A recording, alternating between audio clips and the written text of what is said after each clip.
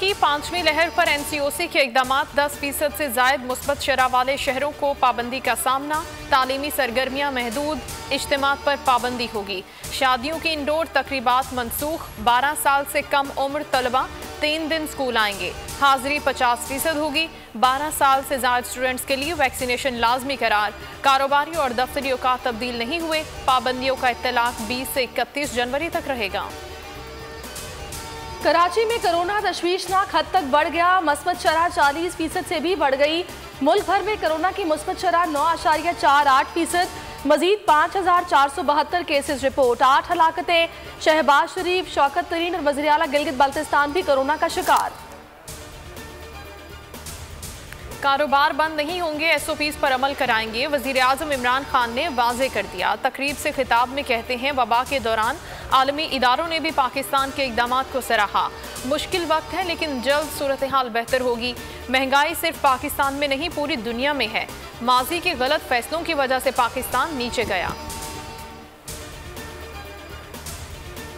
Justice Ayesha Malik supreme court की पहली खातून जज बन गई। पार्लिमानी कमेटी ने मंजूरी दे दी। सदर की मंजूरी के बाद वजारत कानून नोटिफिकेशन जारी करेगी। जुडिशल कमीशन ने जस्टिस आयशा मलिक को जज मुकर्रर करने की सिफारिश की थी। जस्टिस आयशा मार्च 2021 तक अदालत उज़्मा की जज रहेंगी। वैसे मैं एतमाद से बड़ा इम्प्रेस हुआ। जबरदस्त लोग हैं, बदतमीजी में आप नंबर 1 आते हैं। तो उन्हें अब्टाबाद वालों को बदतमीज कहा, ये जिस बेवकूफ़ ने कहा है तो मैं उस पर लानत भेजता हूँ, क्योंकि मैं ना सोच सकता हूँ, मैं कह सकता हूँ। वज़ीर दिफा ने अपने बयान पर यू टर्न ले लिया। एबटाबाद के अवाम से मुतालिक बयान से मुकर गए। कहा, बयान को तोड़ मरोड़ कर पेश किया गया।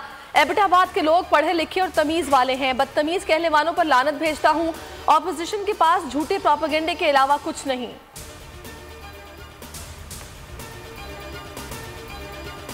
साने मरी के आफ्टर शॉक्स। वज़ीर आला ने कमिश्नर और रावलपिंडी समेत कई अफसरों को ओहदे से हटा दिया।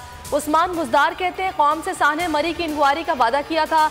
इंक्वायरी में गफलत के मुर्तकिब 15 अफसरान के खिलाफ कार्रवाई की जाएगी। पाकिस्तान खित्ते के अमन के लिए पुरज़्म है। Army chief general Qamar Javed Bajwa की चीनी सफीर से मुलाकात में गुफ्तगू। मुलाकात में इलाकाई सलामती की सूरत हाल पर बातचीत। दो तरफा ताउन के मजीद फरोग के इक़दामात पर भी तबादला ख्याल। चीनी सफीर ने सीपैक की पेशरफ पर इत्मीनान का इजहार किया।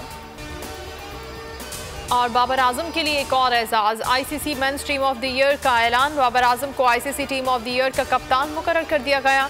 टीम में मोहम्मद रिजवान और शाहीन शाह अफरीदी भी शामिल।